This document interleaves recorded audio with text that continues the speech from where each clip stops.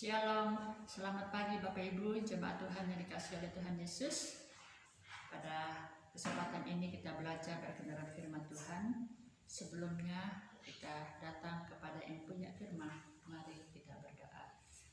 Terpuji namamu Tuhan, kami datang kepadamu mengucap syukur kalau Tuhan masih memberikan kesempatan bagi kami untuk dapat beribadah kepada Tuhan, mendengar dan merenungkan firman-Mu, pakai hati hamba-Mu.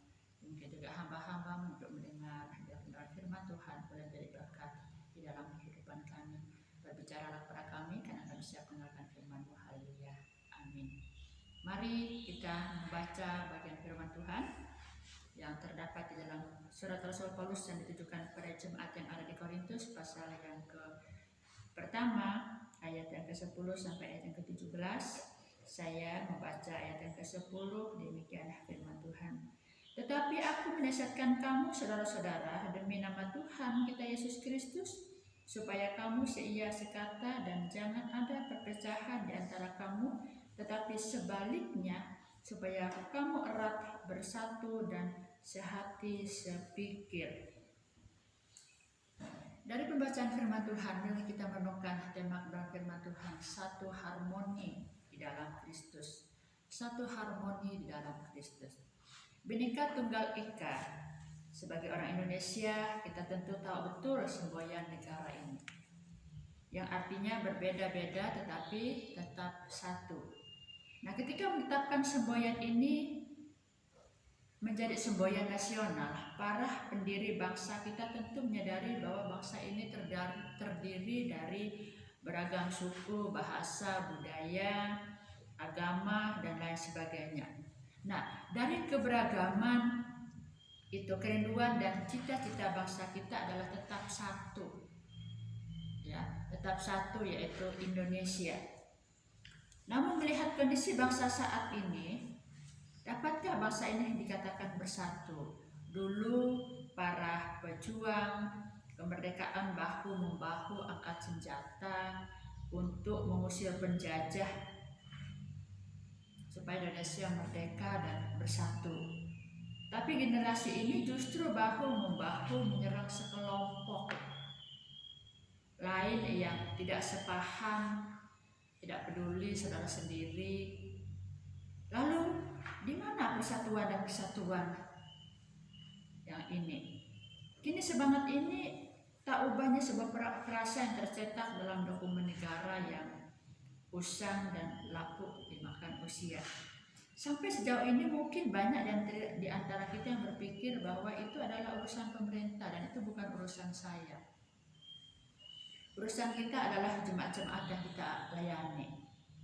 Tetapi perhatikanlah, bukankah masa kini ada banyak jemaat Tuhan yang terpecah akibat adanya perselisihan, terpecah akibat adanya perbedaan. Bukankah sebagai orang percaya kita adalah satu tubuh Kristus? Melalui firman Tuhan ini kita akan belajar dari jemaat yang ada di Korintus, ya, bahwa sebagai orang percaya adalah satu tubuh Kristus, hendaknya kita memelihara kesatuan. Bagaimana kita dapat memelihara kesatuan? Yang pertama, jika orang percaya seia, sekata, dan sehati, sepikir.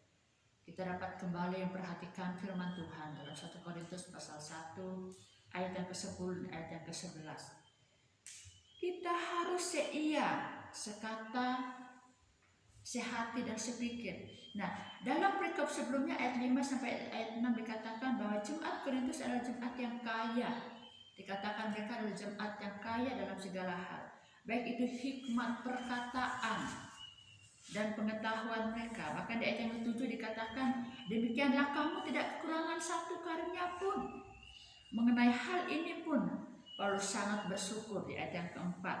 Tetapi dalam segala kelebihan yang dimiliki oleh mereka ternyata ada hal yang menjadi borok. Ya, jika infeksi ini membesar akan membuat tubuh Kristus diamputasi. Maksudnya ada satu teror yang mengancam kesatuan tubuh Kristus di Korintus, yaitu perpecahan, perselisihan. Paulus menasihatkan jemaat Korintus dengan bentuk antitesis paralelisme. Ya, Paulus memakai frasa harus seia sekata dalam ayat yang tadi sudah kita pelajari.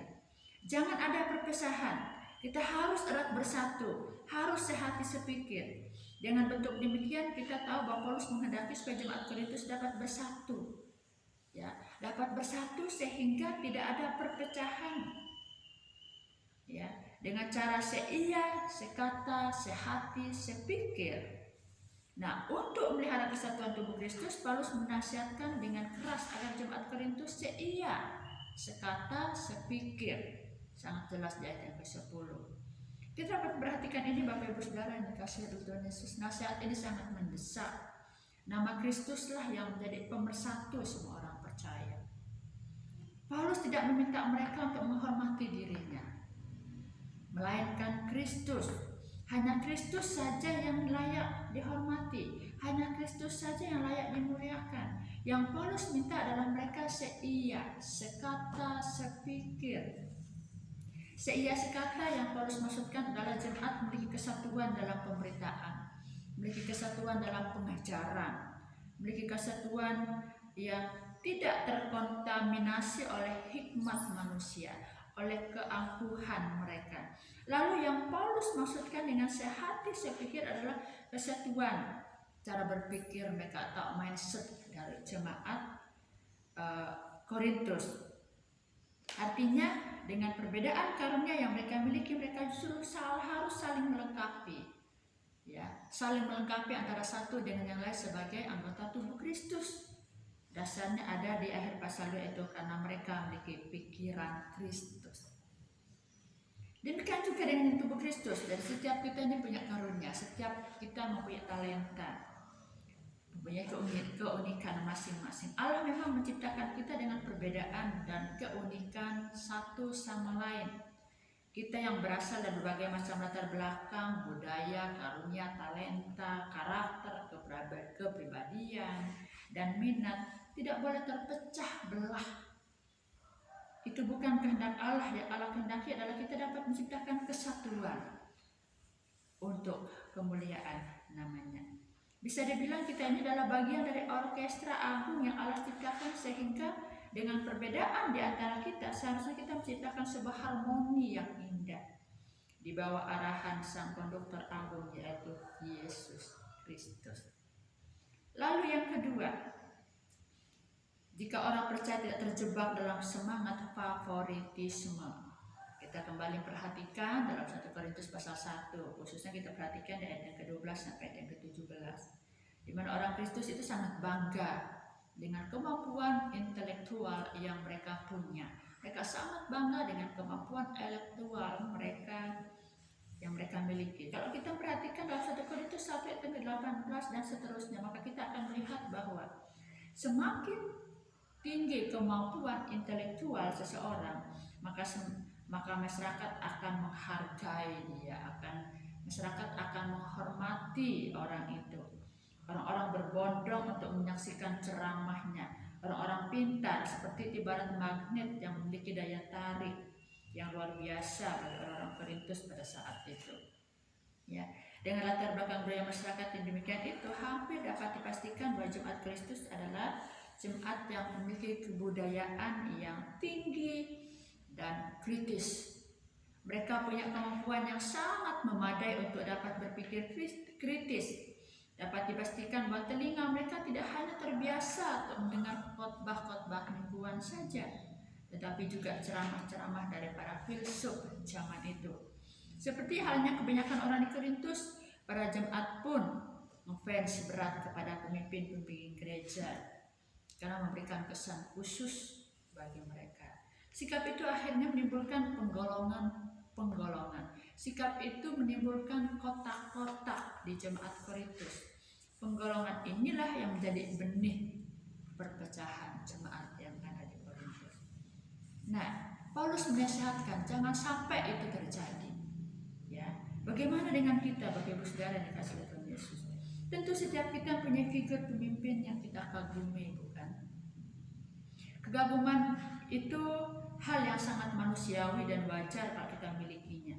Kita kagum pada sosok dosen tertentu, kita mungkin kagum kepada sosok hamba Tuhan tertentu, kita mungkin kagum ya terhadap teolog tertentu dan doktrin-doktrin tertentu, itu wajar.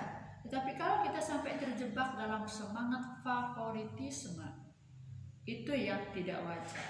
Kita membeda-bedakan orang-orang yang tidak sepaham dengan kita. Kita bahkan mengatakan, aku aliran reformat, kamu aliran karismatik. Itu salah, itu sesat. Kita saling menjelekkan kelompok-kelompok lain, itu bahaya. Itulah benih perpecahan dan akan menjadi bom atom yang dapat meledak sewaktu-waktu sehingga dapat merusak kesatuan tubuh Kristus. Kita perlu berhati-hati dengan semangat favoritisme tersebut. Mari kita evaluasi, apakah semangat favoritisme ini ada di hati kita. Mari sedini mungkin kita kikis semangat itu demi memelihara kesatuan tubuh Kristus supaya menjadi satu harmoni di dalam Tuhan. Kita harus menyadari bahwa sebagai orang percaya kita ini satu tubuh di dalam Kristus. Karena itu kita harus selalu memelihara kesatuan itu. Mari kita ciptakan satu harmoni yang indah di dalam Kristus. Dengan demikian Tuhanlah yang dipermuliakan dalam kehidupan kita, bukan diri kita. Kerinduan Tuhan adalah supaya kita menjadi satu harmoni di dalam Kristus untuk kemuliaan